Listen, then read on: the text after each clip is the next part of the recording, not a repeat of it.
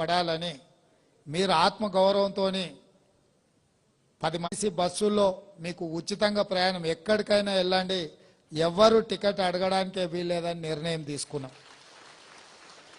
అదేవిధంగా ఆ ఇళ్ళ దీపం పథకం ద్వారా మీకు సిలిండరు గ్యాస్ పొయ్యి ఇస్తే 4 నూర్లకు ఆ ఇళ్ళ సిలిండర్ ఉండే.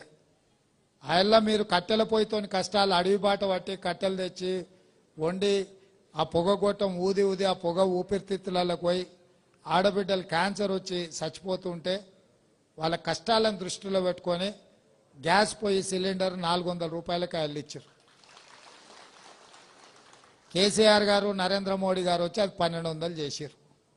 ఇవాళ సిలిండర్ కొనుక్కునే పరిస్థితి లేదు, మళ్ళీ అడవి బాట పట్టి కట్టెలు కొట్టుకొచ్చుకునే పరిస్థితి వచ్చింది.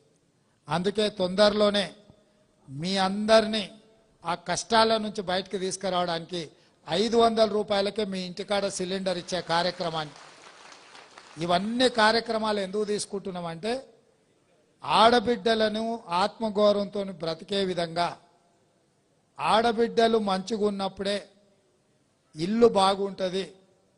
అందుకే పెద్దలు చెప్పిండ్రు ఇల్లును చూడు ఇల్లాలిని చూడు అని. ఇల్లు ఉండే విధానాన్ని బట్టి ఇల్లాలు ఆలోచన